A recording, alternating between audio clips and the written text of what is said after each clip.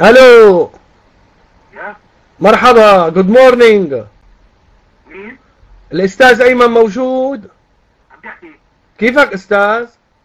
اهلين. كيف صحتك؟ اهلين. ان شاء الله بخير. اهلين. اخي ليش منكس عقالنا بتكساس انت؟ ليش منكس عقالنا بتكساس؟ شو مين حضرتك؟ معك حسين جبري ابو زهير. اهلا وسهلا فيك. وفيك سيدنا. ايه سيدي الكريم؟ نعم. ليش منكس عقالنا بتكساس؟ شو تريد حضرتك؟ نعم؟ شو تريد؟ انا عم بسألك سؤال سيدي الكريم، انه انت قاعد عم تطبل وتزمر لسفاح قاتل اطفال، وانت زلمه عمرك 70 سنه راك. سكر.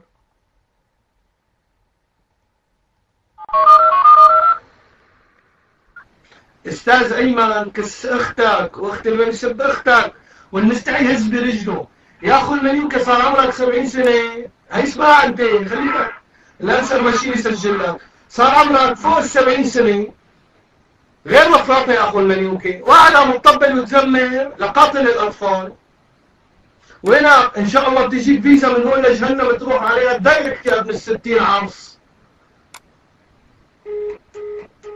سكر، لانه الانسر ماشيين فتحت وعم بيسمع وعم سكره، لانه النظام بامريكا هيك، وهي عم تسجل انت بتقدر تسمع الصوت، انت عم تقدر تلحق تقول له الو. بقى انا تركت ليها مشان يسمعها، سمعها. بقى ما حدا يزعل مني يا اخي. انا بقول لك شو اسمه ايمن الميداني. بس بكفي.